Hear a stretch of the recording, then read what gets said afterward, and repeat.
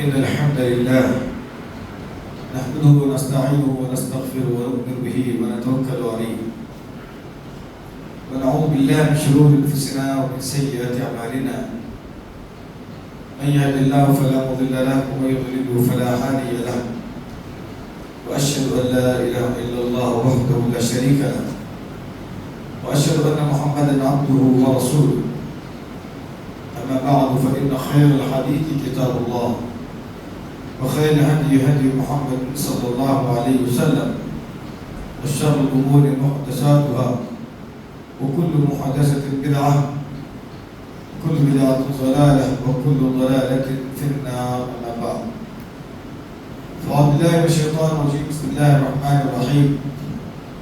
يا أيها الذين آمنوا اتقوا الله حق تقاته ولا تموتن إلا وأنتم مسلمون. يا أيها الناس اتقوا ربكم الذي خلقكم من نفس واحدة وخلق منها زوجها وبث منهما رجالا كثيرا ونساء واتقوا الله الذي تساءلون به والأرحام إن الله كان عليكم رقيبا. يا أيها الذين آمنوا اتقوا الله وقولوا قولا سديدا يصلح لكم أعمالكم ويغفر لكم ذنوبكم ومن يطع الله ورسوله فقد فاز فوزا عظيما. وقال الله تبارك وتعالى بسم الله الرحمن الرحيم فذكر إن نفعت الذكر.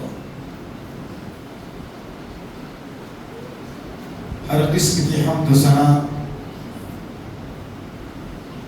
اللہ رب العالمین کے لیے سزاوار ہے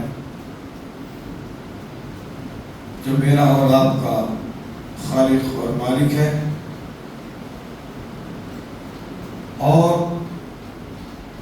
سارے جہان کا سارے مخلوق کا وہ پالنہار. درود و سلام نازل ہو جیو پیارے نبی محمد عربی صلی اللہ علیہ وآلہ وسلم. اللهم صل على محمد وعلى آل محمد كما صليت على إبراهيم وعلى آل إبراهيم إنك حميد مجيد. اللهم بارك على محمد وعلى آل محمد كما باركت على إبراهيم وعلى آل إبراهيم إنك حميد مجيد. محترم بزرگوں، نوجوان ساتھی، پردہ نشین ماں اور بہن، پچھلے خطبہ جمعے میں ہم نے چند نصیحتیں جو رب اپنے بندوں کو فرماتا ہے آپ کے سامنے رکھی گئی، اور آج اس خطبہ جمعے میں کوشش ہوگی نبی کریم صلی اللہ علیہ وسلم نے بہت ساری نصیحتیں اور بہت ساری وصیتیں اپنے امت کو کی ہیں. اللہ اور اس کے رسول کی نصیحتوں کا یہی مقصد ہے کہ بندے اللہ اور اس کے رسول کی نصیحتوں کو پکڑیں، سمجھیں اور اپنی زندگی میں سدھار لائیں، اپنے بگڑے خیالات اور اپنے بگڑے عقائد کی اصلاح کر لیں. انسانیت اپنے مقصد حیات کو جان لے. یہی حکمت ہے اللہ اور اس کے رسول کی نصیحتوں کے پیچھے. یاد رکھیں، اللہ سے اور اس کے رسول سے بہتر امت کے لیے نصیحتیں کسی اور کی نہیں ہو سکتی. لوگوں کی نصیحتوں میں امکان ہے کہ اس کے اندر ان کی اپنی مصلحتیں چھپی ہوں، لیکن اللہ اس کے رسول کی نصیحتوں میں صرف ایک مقصد ہے، وہ انسان کی نجات. اللہ اس کے رسول کی نصیحتیں حکمتوں سے بھری ہوتی ہیں. جو اللہ اس کے رسول کی نصیحتوں پر چلتا ہے دنیا میں وہ کامیاب ہوتا ہے، عزتیں ملتی ہیں اور اللہ کے ہاں اسے کامیابی حاصل ہوتی ہے۔ لہذا ہم میں ہر مسلمان کو چاہیے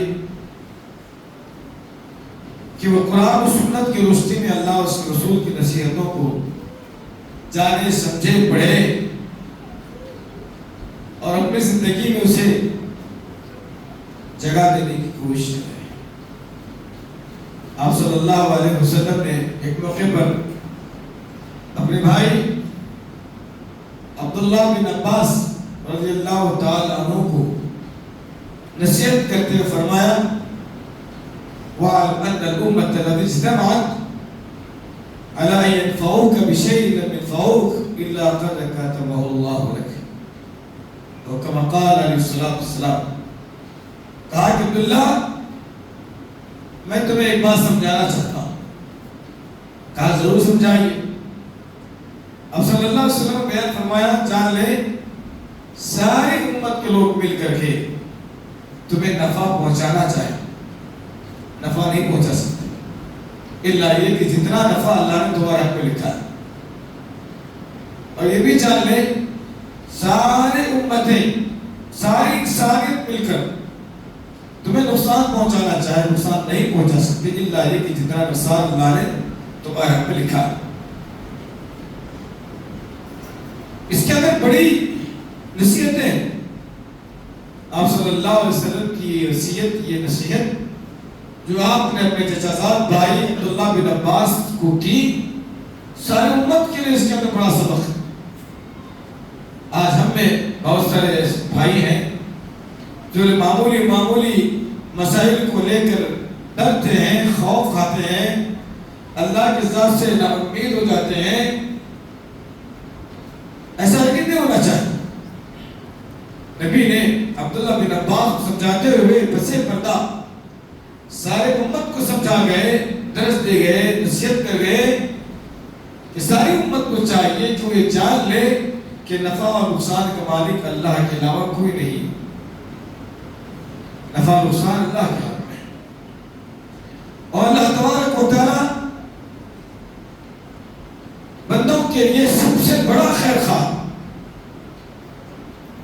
اگر کسی کو نقصان پہنچاتا ہے اس کے پیچھے اس کی یہی حکمت ہوتی ہے کہ اس سے اس کے گناہ معاف کر دی جائے، یا اس نقصان کے ذریعے یا اس تکلیف کے ذریعے کسی بڑی مصیبت سے اس کو روک لیا جائے،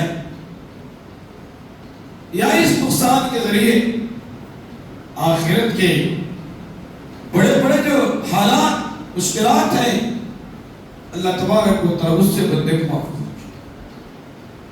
اللہ کا ہر فیصلہ بندوں کے لیے ہر حال میں مفید ہے، فائدہ مند ہے۔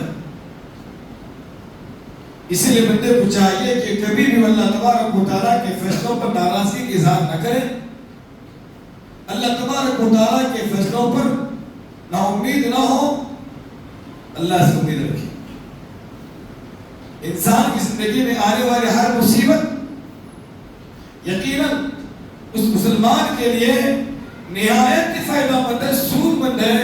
یہ بات الگ ہے کہ اس کے پیچھے جو حکمت ہے اللہ تبارک و تعالیٰ نے رکھی، اس کے پیچھے جو انعامات اللہ تبارک و تعالیٰ نے رکھی ہیں، انسان اس کو نہ دیکھتا نہ سمجھ پاتا ہے۔ لیکن اتنا ضرور چاہیے کہ ہم اللہ کے فیصلے پر کہیں کہ جو ہوا اچھا ہوا، انشاءاللہ جو ہوگا اچھا ہوگا۔ الحمدللہ میں اللہ کی تعریف کرتا ہوں، اللہ کی بڑائی اس کی بزرگی بیان کرتا ہوں۔ جو کچھ کیا اللہ نے اچھا کیا، اور آگے جو بھی کرے گا میرے لیے اچھا کرے۔ اسی لیے ایمان والوں کے بارے میں قرآن مجید میں مختلف مقامات پر کہا گیا لا خوف علیہم ولا هم يحزنون۔ ایمان والے کو نہ کسی چیز کا خوف ہے نہ کسی چیز کا حزن و ملال، یعنی جو چیز ہو چکی ہے اس کے بارے میں اسے کوئی خوف نہیں ہے، اور جو آگے ہونے والا ہے اس کے بارے میں اسے کسی بھی طرح کا حسن و ملال نہیں۔ ماضی پر بھی میں راضی ہوں، حال اور مستقبل پر بھی میں راضی ہوں۔ اللہ یعلم وانتم لا تعلمون، اللہ نے کہا کہ میں جو کچھ کرتا ہوں تمہارے لیے تم نہیں جانتے، اللہ جانتا۔ آدمی عام طور پر سامنے جو چیزیں نظر آتی انہی چیزوں کو دیکھ کر ہی فیصلہ کرتا ہے، لیکن بہت ساری چیزیں اس کی نظروں سے چھپی ہوئی۔ اسی لیے اللہ کے رسول نے عبداللہ بن عباس سے کہا میں تمہیں سمجھانا چاہتا ہوں، بتلانا چاہتا ہوں کہ سارے امتیں مل کر، سارے لوگ مل کر کے نہ تمہیں نفع پہنچا سکتے ہیں نہ نقصان پہنچا سکتے ہیں۔ نفع نقصان اتنا ہی پہنچے گا جتنا اللہ نے تمہارے حق میں لکھا ہوا۔ اللہ کی رسول کی یہ بڑی پیاری نصیحت، یہ بڑی پیاری تعلیم میں سمجھتا ہوں دسیوں خطابات اور دسیوں بیانات سے بہتر ہے کہ صرف اس ایک حدیث کو سمجھ لیا جائے۔ ہمارے ایمان اور عقیدے کو مضبوط کرنے کے لیے اس سے بہترین حدیث اور کیا ہو سکتی ہے؟ اس میں اللہ کے رسول نے کہا نفع نقصان کے مالک اللہ، بات ختم ہو۔ کئی ایک عناوین، کئی ایک ٹاپک اس ایک حدیث کے ماتحت آ جاتی، اور اتنی پیاری حدیث ہے، اور اس حدیث میں اللہ کے رسول نے امت کے ایمان کو اور ان کے عقیدے کو اتنا مضبوط کر دیا ہے انشاءاللہ وہ سارے زمانے سے لڑ جائے گا، سارے حالات کا مقابلہ کرنے کا اس کے اندر گل آ جائے گا، صلاحیتیں پیدا ہو جائیں گی اگر وہ اس ایک حدیث کو سمجھے۔ میرے بھائیو، نبی کریم صلی اللہ علیہ وآلہ وسلم نے اپنی امت کو سمجھاتے ہوئے، نصیحت کرتے ہوئے، تعلیم دیتے ہوئے ایک پیاری بات بیان فرمائی اور کہا کہ ان هذه القلوب تصدع كما يصدع الحديد۔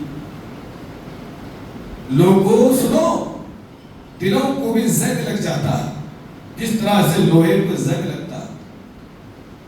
جب تک کہ ہمارے سینے میں دل دھڑکتا ہے میری اور آپ کی زندگی چلتی، اور جس دن ہمارے سینے میں یہ دل دھڑکنا بند کر گیا میرے اور آپ کی زندگی کا خاتمہ ہے۔ اب مجھے بتاؤ سارے انسانوں کے دل کس کے قبضے قدرت میں؟ اللہ کے قبضے قدرت میں۔ اللہ کے رسول نے کہا صلی اللہ علیہ وسلم سارے انسانوں کے دل اللہ کی ان دونوں انگلیوں کے درمیان، سارے انسانوں کے دل، بادشاہ کا دل ہو، فقیر کا دل ہو، امیر کا دل ہو، غریب کا دل ہو، بڑے اور چھوٹے کا دل ہو، مرد اور عورت کا دل ہو، شہر کے رہنے والے کا دل ہو، قریے کے رہنے والے کا دل ہو، جنگلوں میں پہاڑوں میں رہنے والے کا دل ہو، سارے انسانوں کے دل اللہ تبارک و تعالیٰ کے دونوں انگلیوں کے درمیان ہے۔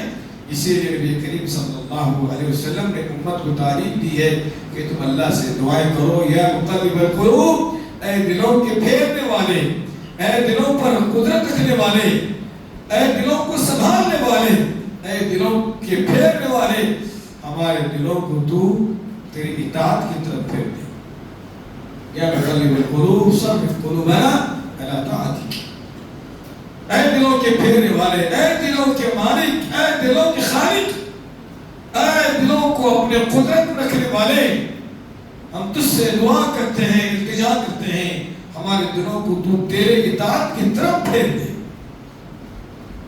ہمارے دل جب بھی لے چلے، اچھائی کی طرف لے چلے، بھلائی کی طرف لے چلے، خیر کی جانب لے کر کے چلے، ہم چاہتے ہیں کہ ہمارے دل میں خیر ہی خیر، ہمارے دلوں میں ہمیشہ بھلی باتیں جو پیدا ہوتی رہیں، کسی بھی طرح کا شر اور کسی بھی طرح کی غلاظت اے اللہ ہمارے دلوں میں نہ ہو۔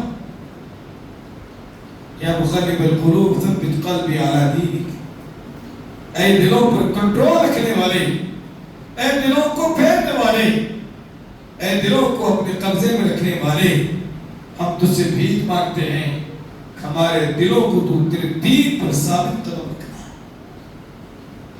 اللہ کے رسول نے کہا ہمارے دل زنگ آلود ہوا کرتے ہیں جس طرح لوہے کو زنگ لگتا ہے پانی کے ذریعے، تو کیا کیا جاتا ہے؟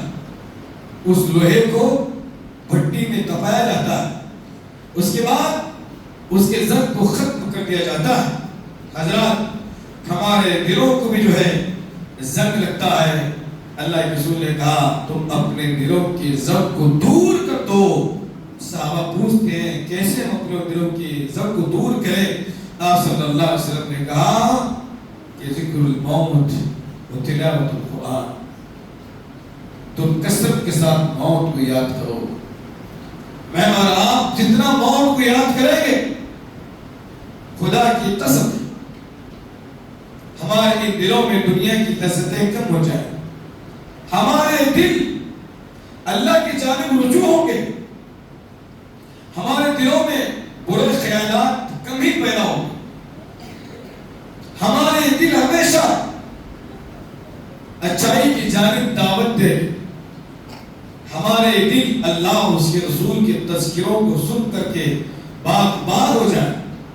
وَمِنَ النَّاسِ مَن يَتَّخِذُ مِن دُونِ اللَّهِ أَندَادًا يُحِبُّونَهُم كَحُبِّ اللَّهِ وَالَّذِينَ آمَنُوا أَشَدُّ حُبًّا لِلَّهِ۔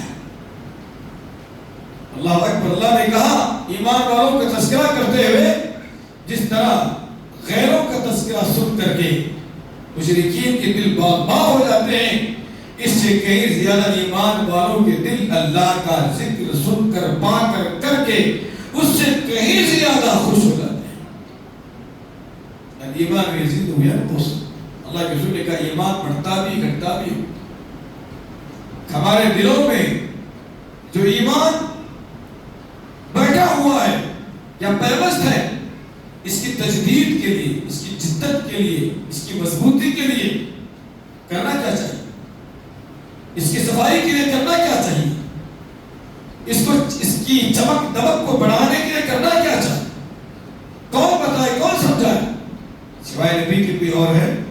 اللہ کے رسول نے کہا صلی اللہ علیہ وسلم تم کثرت کے ساتھ موت کو یاد کرو اور تلاوت قرآن کیا کرو۔ آج امت ان دونوں چیزوں سے محروم ہے۔ میں کہوں تو غیر نہیں ہوگا، اب فی الحال اس محفل میں جتنے لوگ موجود ہیں میں خود اپنا محاسبہ کروں اور آپ تمام لوگ اپنا محاسبہ کریں، پوچھیں اپنے آپ سے، میں اپنے آپ سے پوچھوں، آپ اپنے آپ سے پوچھیں کہ کہاں تک ہم موت کو کثرت کے ساتھ یاد کرتے ہیں اور کہاں تک ہم قرآن مجید کی تلاوت کرتے ہیں۔ جب تک یہ چیزیں نہیں ہوگی، اللہ کے رسول نے کہا صلی اللہ علیہ وسلم تمہارا دل چمکدار نہیں بنے گا، تمہارا دل مضبوط نہیں بنے گا، تمہارے دل میں حالات کا مقابلہ کرنے کی سکت اور صلاحیت اس کے اندر پیدا نہیں ہوگی۔ زنگ آلود ہے، اس کے زنگ میں اور اضافہ ہوگا، سیاہ دھبا اس کے اندر بیٹھ چکا ہے اور اس کالے رنگ کی سیاہی اور پھیلتی جائے گی یہاں تک کہ تمہارے دل کو پورا سیاہ کر چھوڑے گی۔ اس کے بعد پھر تو تمہیں کوئی حق نہ نظر آئے گا، حق نہ سمجھ میں آئے گا، حق نہ تمہیں سنائی دے گا، نہ حق تمہارے زبان سے نکلے گا۔ تمام اچھائیوں کا تعلق حضرات ہمارے دل سے، کیونکہ اس دل میں ایمان رستہ اور بستہ ہے، ایمان کا گھر ہمارے دل ہے، اللہ کے خوف کا گھر ہمارے دل ہے۔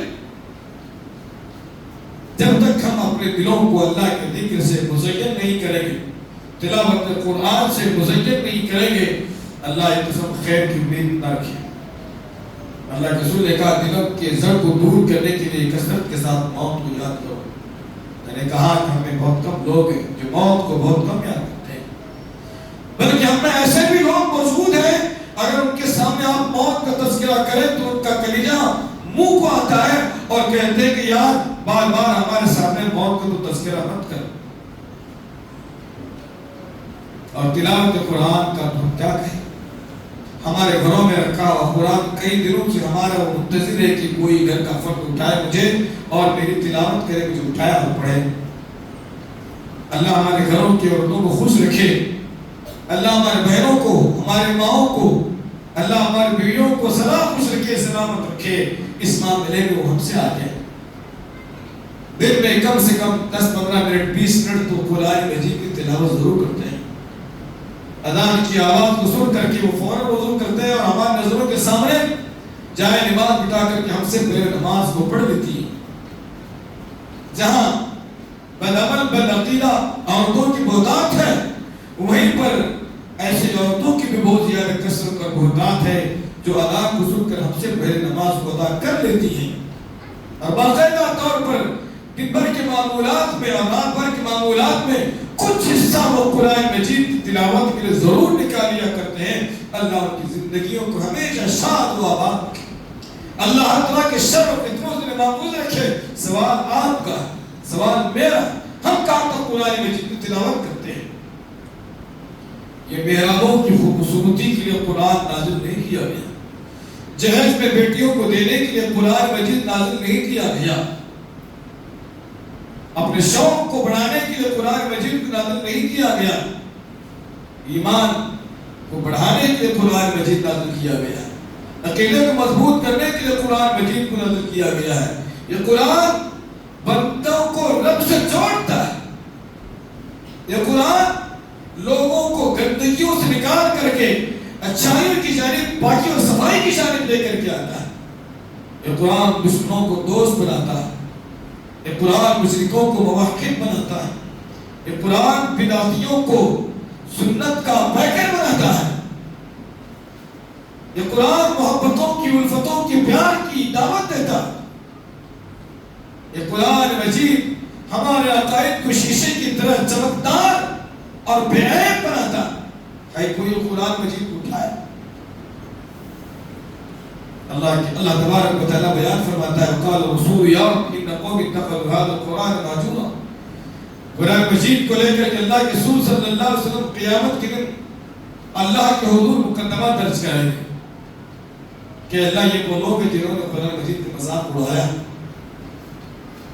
قرآن مجید کا مذاق یہ نہیں کہ ہم اس کی بے حرمتی کریں، اس کے ساتھ ہم بے عزتی کریں. نہیں، قرآن مجید کا یہ بھی مذاق ہے کہ آپ کے پاس قرآن موجود ہے، آپ اس کو نہ پڑھیں گے. قرآن کا مذاق، قرآن مجید آپ کے گھر میں موجود ہے لیکن آپ کی زندگی میں قرآن مجید نہیں ہے. یہ قرآن مجید کا مذاق ہے. دن میں 10 مرتبہ آپ موبائل کھولیں اور بند کریں لیکن قرآن مجید آپ کو منتظر ہے، مجھے یہ بندہ کب کھولے گا، کب پڑھے گا. یہ قرآن مجید کا مذاق. سال میں 1 مرتبہ 2 مرتبہ کھول کر کے وہ پڑھے، یہ بھی قرآن مجید کا مذاق. قرآن مجید کا تو ہم پر یہ حق ہے دن میں کئی 1 مرتبہ ہم اس کو پڑھیں. جن لوگوں نے عرب میں زندگی گزاری ہوئی وہ جانتے ہیں، انہوں نے دیکھا عربوں کے اندر کئی ایک خوبیاں، انسان ہونے کے ناطے کئی ایک خامیاں ان کے اندر موجود. ان کی بے شمار خوبیاں، ان کی بے شمار خوبیوں میں ایک خوبی یہ ضرور ہے، آپ نے دیکھا ہوگا کہ جب مسجد میں داخل ہوتے ہیں سب سے پہلا ان کا کام یہ ہوتا ہے کہ وہ جلد از جلد سنتوں سے فارغ ہو جاتے ہیں یا دیکھتے ہیں کہ سنت پڑھنے کے لیے ابھی وقت نہیں ہے. جماعت میں کھڑے ہوئے بس 1 یا 2 منٹ ہے، اس 1 یا 2 منٹ کو وہ رائگاں نہیں کرتے، ضائع نہیں کرتے. کھڑے کھڑے وہ قرآن مجید کو اٹھا لیتے ہیں اور پڑھنا شروع کر دیتے ہیں. ان کی عادات میں یہ بڑی پیاری عادت ہے، کثرت تلاوت ان کے اندر موجود. اور ہم تلاوت سے کوسوں ہزاروں میل دور ہیں.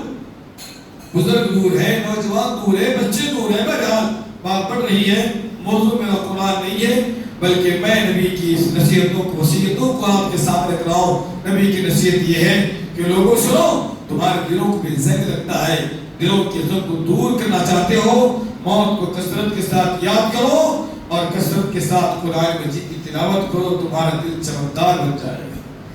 میرے بھائیو، اللہ کے رسول صلی اللہ علیہ وسلم نے ایک پیاری نصیحت کی اور کہا، فرمایا حب الدنیا رأس كل خطیئۃ. اللہ اکبر.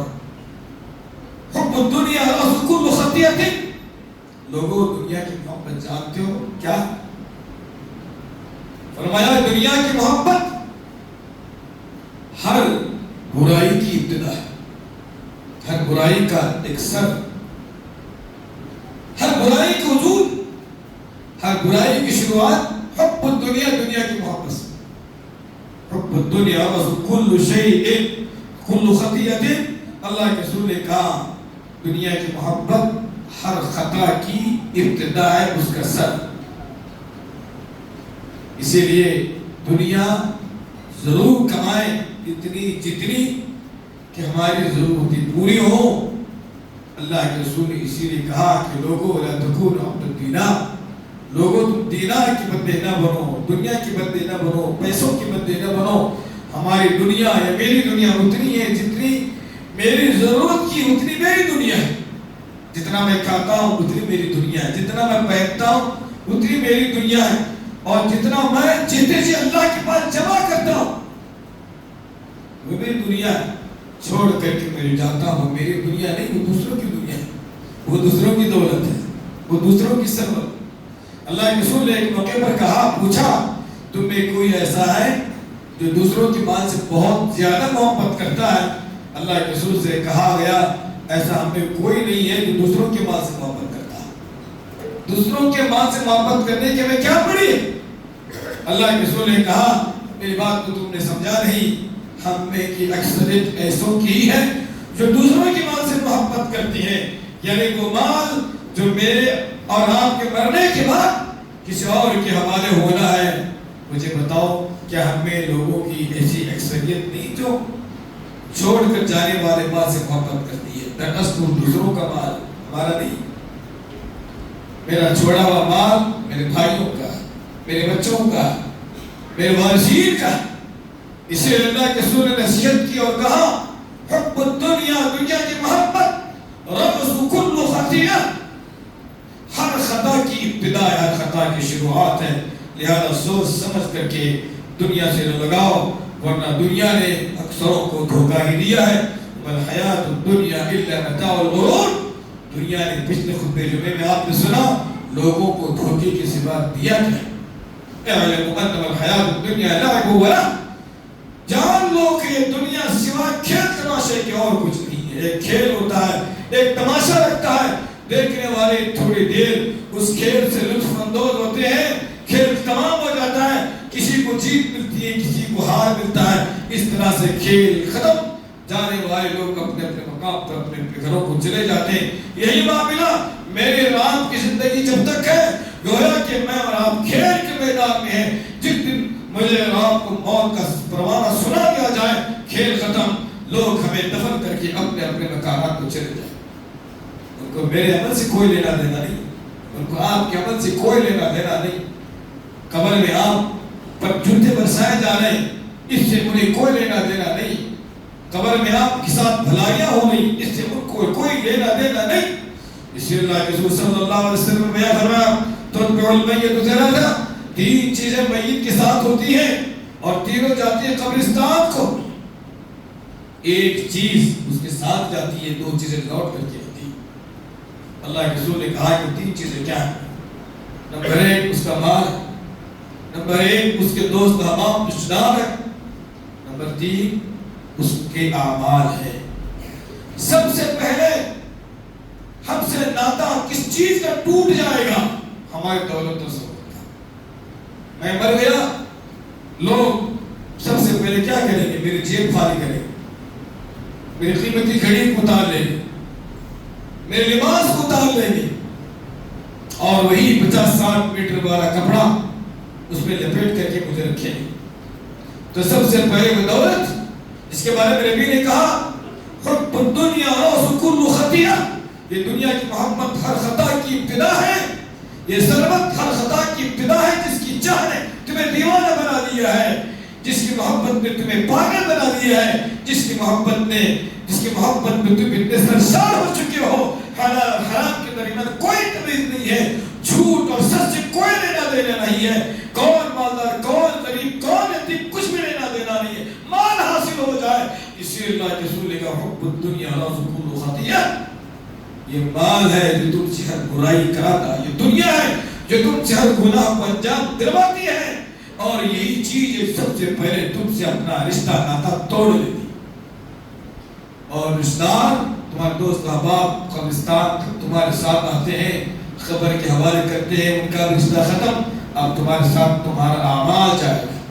تمہارا ایمان تمہارا عقیدہ جائے گا۔ میرے بھائیوں، ان باتوں کو آپ اتنا آسانی سے نہ لو۔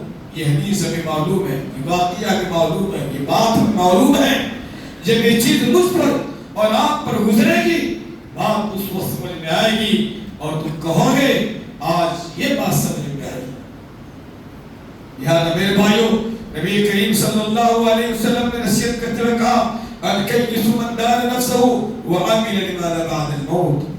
تم میں عقل مند شخص وہ نہیں ہے جو اپنی دنیا کو سنوارے سدھارے، وعمل لما بعد الموت۔ تم میں عقل مند آدمی وہ ہے جو دنیا کے ساتھ ساتھ اپنی آخرت کو سنوارنے کی کوشش کرے۔